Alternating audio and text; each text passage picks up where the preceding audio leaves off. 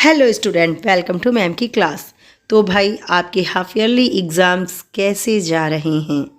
Exams के दौरान tensions और इतने सारे सब्जेक्ट जो हैं आपकी, उसकी तैयारी और फिर उन 3 घंटों में आप क्या लिख रहे हैं, ये सारी चीज़ें इस पिछले 2 हफ्तों से चल रही होंगी। कुछ लोगों के एग्ज़ाम्स हो चुके होंगे, कुछ के बाकी होंगे। खास करके इकोनॉमिक्स का एग्ज़ाम यानी अर्थशास्त्र का एग्ज़ाम क्लास 12th यानी कि कक्षा 12 का अर्थशास्त्र किस तरह से आपने दिया, ये मुझे कमेंट बॉक्स में कमेंट करके ज़रूर बताइएगा कि आपका अर्थशास्त्र यानी इकोनॉमिक्स का एग्ज़ाम कैसा गया, कैसे क्वेश्चन पेपर आए थे आपके कॉलेज में। साथ ही आज मैं एक मॉडल पेपर यानी कि मेरे कॉलेज में जो एग्ज़ाम हाफ ईयरली एग्ज़ाम में क्वेश्चन आया था, पेपर जो मैंने सेट किया था, और वह हूबहू वैसा ही है जैसा कि आपके बोर्ड में आने वाला है, यानी कि the kinds of model paper of your board exam. ये आप मान सकते हैं, हाफ ईयरली एग्ज़ाम का जो प्रश्न पत्र है वो बिल्कुल बोर्ड की तरह है। तो चलिए उस पेपर को हम लोग सॉल्व करते हैं और ये देखते हैं कि किस तरह के पेपर में एग्ज़ाम में पेपर आएगा और कैसे आप इसको सॉल्व करेंगे। ये है आपके सामने अर्धवार्षिक परीक्षा 2022-23 का पेपर जो कि कक्षा 12 का है। अर्थशास्त्र आपको दिखाई पड़ रहा है। समय 3 घंटा, पूर्णांक 100। ठीक है, रोल नंबर, नाम यहाँ पर ऊपर दिया हुआ है। इसी तरीके से बिल्कुल पेपर आपके बोर्ड में भी आता है। बहुविकल्पी प्रश्न है। बहुविकल्पी प्रश्न 10 नंबर के होते हैं, जैसा मैंने अपनी वीडियो में बनाया है इसके लिए कि किस तरह बोर्ड के पेपर होते हैं। तो बहुविकल्पी 10 होते हैं। इसमें ऐसे मैंने 10 क्वेश्चन दिया हुआ है। पहला जो है इसमें है अर्थव्यवस्था के साधन हैं। अर्थव्यवस्था के साधन क्या हैं? तो सही आंसर इसका है बी, यानी सीमित हैं। अर्थव्यवस्था के साधन सीमित हैं। तो इसमें 4 ऑप्शन में से आप बी लगाएंगे और आपका उत्तर देने का तरीका क्या होगा? नंबर 1 आप लिखेंगे, 1 का बी, और अगर हो तो आप सीमित इस छोटे से वर्ड को भी लिख दीजिए। उसके बाद दूसरा है दुर्लभ साधनों के प्रयोग होते हैं। तो दुर्लभ साधनों के वैकल्पिक प्रयोग होते हैं। तीसरा है चाय की कीमत में वृद्धि से चीनी की मांग में होगी। अब चाय और चीनी में क्या रिलेशन है? तो चाय और चीनी एक दूसरे के पूरक हैं। ठीक है, चाय के साथ चीनी लगती है तो पूरक हैं, तो चाय की कीमत में वृद्धि होगी तो लोग चाय पीना बंद करेंगे, यानी चीनी की मांग में कमी होगी। जी हाँ, तीसरा का ए सही होगा। इसी तरह चौथा है उपभोक्ता की बजट रेखा अपने स्थान से खिसक जाती है। बजट रेखा पूरी की पूरी खिसक जाएगी। इसका मतलब ये है कि जैसे कि ये है, ठीक है, बजट रेखा यहाँ है और बजट रेखा खिसक जाती है, या तो वह नीचे आ जाएगी या तो वह ऊपर चली जाएगी। कब? जब आय कम या ज़्यादा होगा। उपभोक्ता अमीर हो गया यानी आय बढ़ गई तो बजट रेखा ऊपर को खिसकेगी, आय कम हो गई तो बजट रेखा नीचे को खिसकेगी। ठीक है, उसके बाद है यहाँ 4 का ए हो गया। 5 का औसत लागत वक्र का आकार होता है। तो औसत लागत वक्र जो होता है वह यूं होता है। ठीक है, ए सी हमने पढ़ा है, इसको मेरी वीडियो में आपने देखा होगा कि इसका आकार कैसा होता है, यू आकार का होता है। ठीक है, और क्यों होता है ये भी क्वेश्चन आता है। तो क्यों होता है इसके लिए आप मेरे वीडियो में जाके आप देख सकते हैं कि औसत लागत का आकार यू क्यों होता है। तो फिलहाल 5 का जो है सही आंसर बी होगा, यू आकार। विश्वव्यापी मंदी किस वर्ष में हुई थी? तो इसका सही आंसर है विश्वव्यापी मंदी 1929 में हुई थी। समष्टि अर्थशास्त्र में किस विचार का अध्ययन किया जाता है? समष्टि यानी कि बड़ा, यानी कि समग्र, यानी कि राष्ट्रीय स्तर का। तो यहाँ व्यक्तिगत आय है, व्यक्तिगत बचत, व्यक्तिगत निवेश, लेकिन सही आंसर सीधा सीधा राष्ट्रीय आय है। ठीक है, अन्य वस्तुओं के उत्पादन में आगत के रूप में प्रयुक्त होने वाली वस्तुएं कहलाती हैं। यानी कि दूसरा उत्पादन करना है किसी वस्तु का, तो किसी भी वस्तु को हम लगा रहे हैं। मतलब यह कि अगर मान लीजिए आपको रसगुल्ले का उत्पादन करना है, रसगुल्ला बनाना है, तो आपने चीनी या मैदा को आगत के रूप में लगाया, तो वो कौन सी वस्तुएं हैं? मध्यवर्ती वस्तुएं हैं, मध्य में आती हैं। ठीक है, यानी कि जिनका उपभोग नहीं हो रहा है, वो किसी अन्य वस्तु को बनाने में यूज़ हो रही हैं। ठीक, अब है 9वां सकल राष्ट्रीय उत्पाद बाजार कीमतों पे क्या होता है? राष्ट्रीय आय, व्यक्तिगत आय, दो और ऑप्शन है, मैं अभी आपको दिखाती हूँ। सकल राष्ट्रीय उत्पाद, बाजार कीमतों पर मूल्य ह्रास। ठीक है, मूल्य ह्रास में से क्या हम उसको मतलब कि मूल्य ह्रास में किन चीज़ को हटाएंगे, जोड़ेंगे मूल्य ह्रास को, कि राष्ट्रीय आय, व्यक्तिगत आय, शुद्ध राष्ट्रीय उत्पाद, बाजार कीमतों पर व्यय योग्य प्रयोज्य आय। तो इसका सही जो आंसर है वो है शुद्ध राष्ट्रीय उत्पाद बाजार कीमतों पर। देखो, शुद्ध राष्ट्रीय उत्पाद जो है वो क्या होता है? जब सकल में से मूल्य ह्रास को हम माइनस कर देते हैं। सकल में से शुद्ध कब हुआ? जब हमने माइनस किया किसे?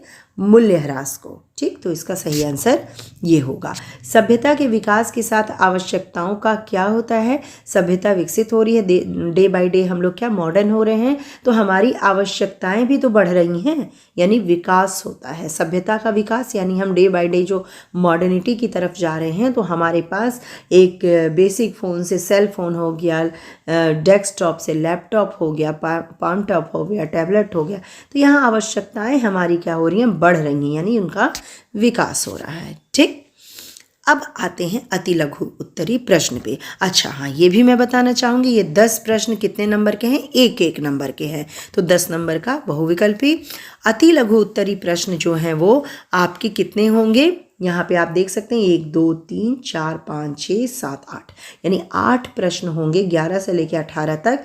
और अति लघु प्रश्न जो है वो आपके 3 नंबर के होते हैं, यानी एक क्वेश्चन 3 नंबर का है यहाँ पर। ठीक, तो मांग के नियम को समझाएं, तो मांग का नियम मैंने अच्छे से समझाया है आपको वीडियो में, फिर भी मैं बता दूं मांग का नियम इस तरह से आप इसमें ग्राफ भी बनाएंगे। मांग का नियम क्या कहता है कि कीमत अगर कम होती है तो मांग बढ़ जाती है, और कीमत अगर ज़्यादा होती है तो मांग घट जाती है। इसका स्लोप इस तरह होता है, यहाँ पे हम P यानी कि प्राइस को दिखाते हैं, कीमत को दिखाते हैं, और यहाँ पे D यानी कि डिमांड यानी मांग को दिखाते हैं। प्राइस अगर घट गई तो मांग हमारा बढ़ गया, प्राइस अगर बढ़ गई तो मांग हमारा घट गया। ये 3 चीज़ आपको पॉइंट यहाँ दिखाना होगा, यहाँ A B C इस तरह पॉइंट लिख के इसको आप बताना होगा, और आशा है कि आपने बताया भी होगा। तो मांग का नियम ये 3 नंबर का। स्थानापन्न वस्तुएं क्या है? स्थानापन्न जो एक की जगह दूसरा यूज़ में आ जाए, जैसे स्थानापन्न में चाय होता है और कॉफ़ी। चाय और कॉफ़ी एक दूसरे की स्थानापन्न वस्तु है। चाय अगर महंगी हो गई तो हम कॉफ़ी का यूज़ कर लेते हैं। ठीक, तो ये वस्तुएं स्थानापन्न है, इसको उदाहरण के साथ बताना है। 13वां क्वेश्चन है आर्थिक क्रियाकलाप की सूची बनाएं। आर्थिक क्रियाकलाप का मतलब वो क्रियाकलाप, वो कार्य जिससे अर्थव्यवस्था को कोई ना कोई लाभ होता है, मतलब कि और हम अपने एक पर्सनल तौर पे देखें तो हमें धन की प्राप्ति होती है। जैसे कोई भी काम करना, जैसे सब्जी वाला सब्जी बेच रहा है, फल वाला एक टीचर अध्यापक पढ़ा रहा है पैसे के बदले, है ना, कहीं कोई नौकरी करना, फैक्ट्री में काम करने वाला मजदूर, मैनेजर, तो ये सारी चीज़ें जो हैं आर्थिक क्रियाकलाप हैं।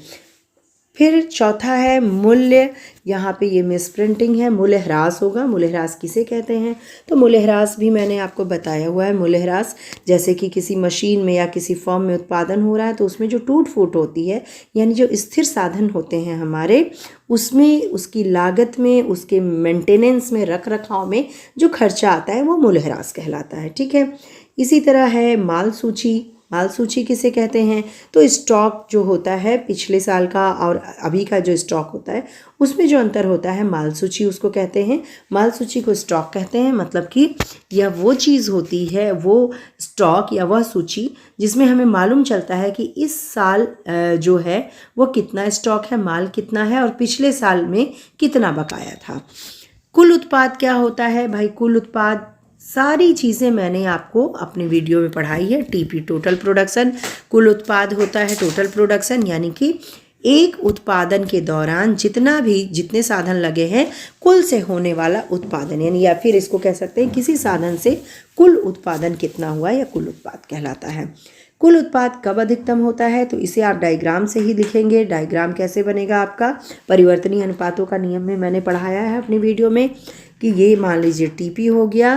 कुल उत्पाद अधिकतम कब होता है? जब हमारा एमपी जो होता है, यानी कि सीमांत उत्पाद 0 होता है। इसका सीधा सा ये जवाब है कि जब सीमांत उत्पादन 0 होता है तो कुल उत्पाद अधिकतम होता है। ठीक है, तो यहाँ पे आपको 3 नंबर मिल जाएंगे। उसके बाद है कुल परिवर्तित लागत कहते हैं। कुल परिवर्तित लागत का मतलब यहाँ पहले तो टीसी यानी कि टोटल लागत, कुल लागत होती है, बराबर ये क्या होती है, टोटल फिक्स कॉस्ट होता है प्लस टोटल वेरिएबल कॉस्ट यानी परिवर्तनीय लागत। तो कुल परिवर्ती लागत क्या होती है, जो कि उत्पादन के साथ बदलती रहती है, जैसे कच्चे माल की कीमत, मजदूरों की कीमत, श्रम, तो ये क्या है, टोटल वेरिएबल कॉस्ट है। इसी के साथ मैं बता दूं टोटल फिक्स कॉस्ट क्या है, जो कि अल्पकाल में बदलता नहीं है, जैसे मशीन हुआ, फर्म की बिल्डिंग हुई, फैक्ट्री हुई, ठीक है, तो ये सारे फिक्स कॉस्ट हैं। ओके, तो इस तरह से आपके ये जो क्वेश्चन हैं 8 क्वेश्चन, ये 3 नंबर के यानी कि 24 नंबर के, 24 नंबर के ये कुल क्वेश्चन हो जाते हैं। अब आते हैं लघु उत्तरी पे। व्यष्टि तथा समष्टि अर्थशास्त्र में अंतर लिखिए।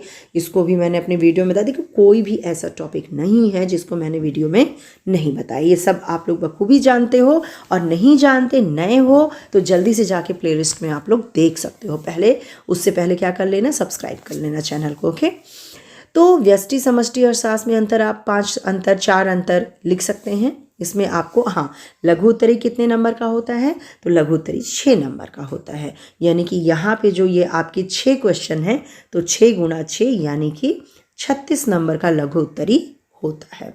ठीक, तो ये तो हो जाएगा आपका।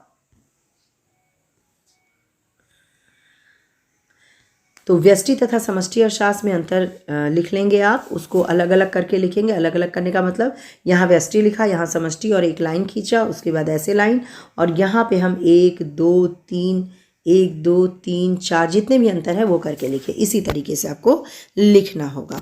उसके बाद 20वां है क्वेश्चन, औसत उत्पाद तथा सीमांत उत्पाद में संबंध बताएं। तो औसत उत्पाद और सीमांत उत्पाद में संबंध जो है तालिका के द्वारा, और उसके बाद डायग्राम आपको अगर याद हो तो इस तरह से डायग्राम होता है इसका, औसत उत्पाद और सीमांत उत्पाद।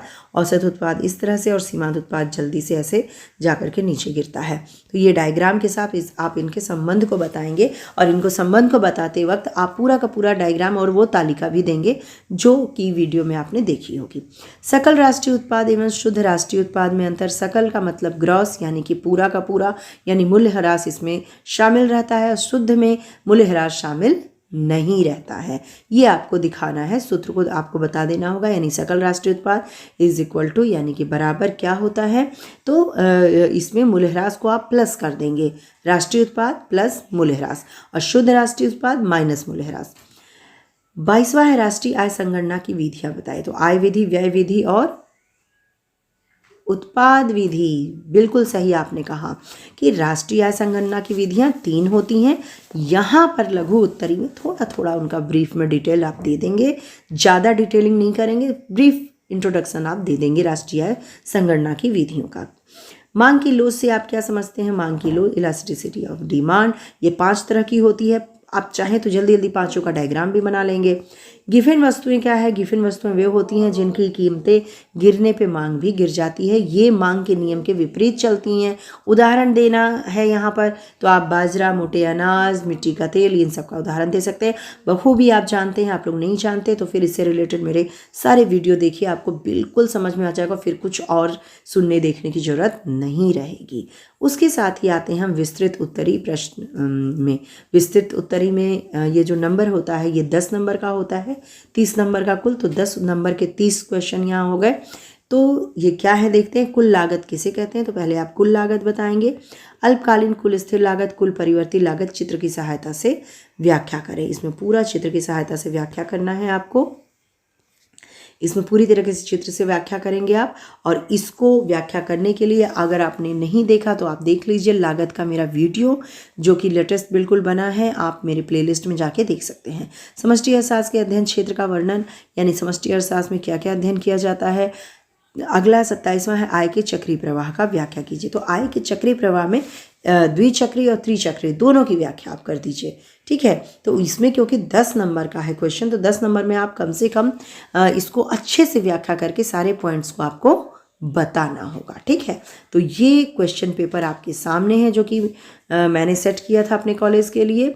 आशा है कि आपको समझ में आया होगा कि इसी तरह से बोर्ड में भी आता है और ये सारी क्वेश्चन बहुत ही इंपॉर्टेंट है बोर्ड के भी दृष्टिकोण से, तो आप सारे क्वेश्चन सॉल्व कर लीजिएगा। अगर इसमें से कोई भी टॉपिक आपको समझ में नहीं आता है तो मुझे जल्दी से कमेंट कीजिए, मैं आपको कोशिश करूँगी जल्द से जल्द उस पर एक और वीडियो बना के अपलोड करने की, ताकि आप फ़ायदा उठा पाएँ। तो चलिए मिलते हैं अपने अगले वीडियो में। Goodbye and take care.